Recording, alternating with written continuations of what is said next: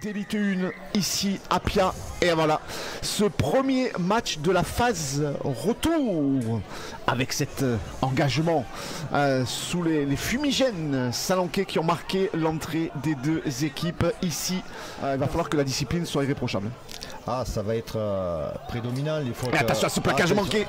Ce plaquage manqué, cette première percée de Benjamin Vergnol qui est maintenant à 20 mètres de l'embut Templeman sur le côté droit avec Stan Robin et encore un plaquage manqué.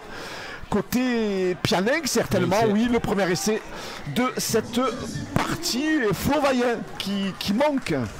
Un petit peu excentré sur le côté droit pour le très bon buteur Zach Templeman. Et c'est un ballon qui s'élève et qui passe entre les poteaux par Florian Vaillant. Zafra, Polo qui attaque bien la ligne, qui peut donner à Meresta. Meresta, la bonne passe. C'était bien défendu sur Julien Merdu et le contre mené par les Limoussins qui sortent de leur sur un contre. Chaque fois tu es exploité à vitesse grand V du côté de Limoux. Effectivement, bien vu Fred. Ce ballon a été touché par un joueur Pianenc, mêlé pour Zach Santo et les siens. Le ballon lui échappe des mains, c'est bien défendu de la part de Alan Babi. Elle s'est réorganisée cette défense Pianenc après avoir manqué sa première minute. Attention, ce coup de pied avec l'aide du poteau. Série de tenue, il va vraiment falloir qu'on récupère le ballon. Avec Santo qui s'est positionné sur le côté droit de son attaque et qui va envoyer son ailier marqué, Aurélien Bourrel. Il me semble que c'est lui qui est venu marquer déjà le deuxième essai. Bien amené cette attaque. Après ce premier quart d'heure, allez, on va essayer d'insister en force. Et lié cet essai. Bravo Hugo. Ah, il se le fait tout seul. Le capitaine, bravo. Il se le fait tout seul. De Limoux sur la fin de la première mi-temps. Il y a aussi Sylvain Massiotte, c'est vrai qu'on en parle un petit peu moins, mais le garçon fait partie véritablement du paquet d'avant, leader de vestiaire, de terrain. Justin Bouscaïrol, l'ancien Toulousain également.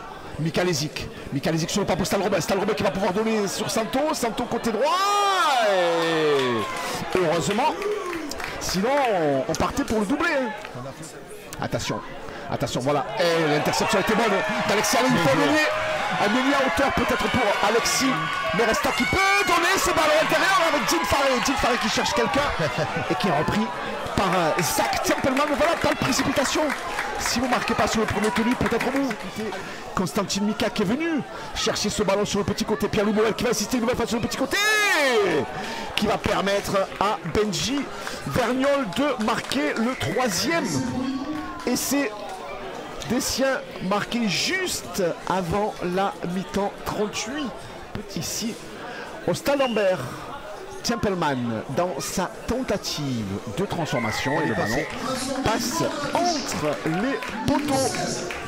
16-6 pour Limoux face à Pia à quelques secondes de la mi-temps.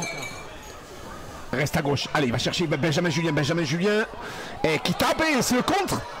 Le contre pour Stan Robin, il a les cannes. Attention, Stan Robin a les cannes, mais Massiotte a la lucidité pour pas faire de faute. Allez, il faut le lâcher. Pas de faute, il faut faire le tenue maintenant. C'est fait. Ouf. Sur le dos et joue en avançant. L'indiscipline. Pianenc qui leur coûte 2 points.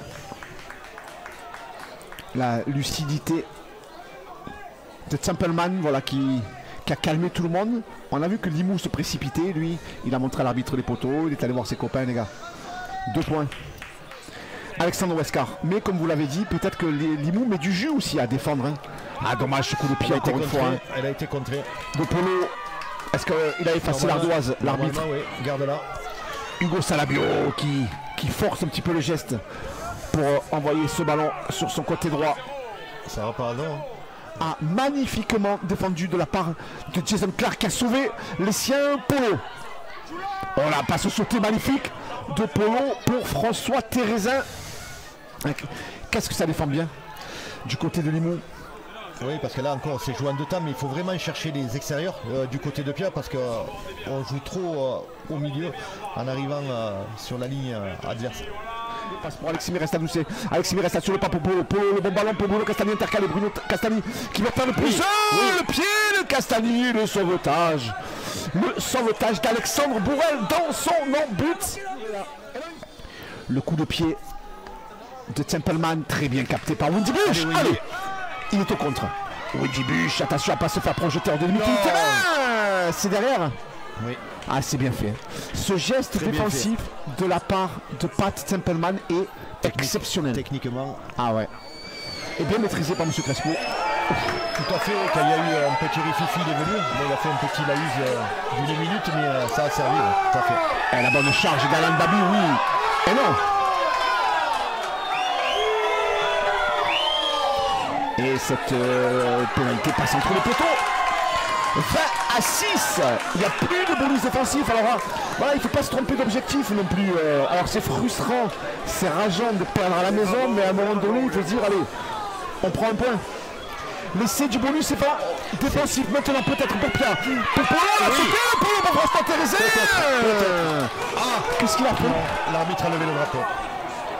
Il a hésité sur ce dernier pas. Il a hésité 3 secondes avant de le lever, mais il l'a levé, Bruno. D'arrêt de jeu dans cette partie. Voilà, c'est sifflé. La fin de cette rencontre. Est-ce que Franck Rovira osera aller à la rencontre des Pianenc dans cette partie ou des joueurs de Limoux? Ce score de 20-6 pour Limoux. Deux équipes qui ont répondu présentes ce soir. Fred Farran, dans l'engagement, il y a eu match, dans la discipline aussi. Il y a eu un gros match de Liga 13, clairement.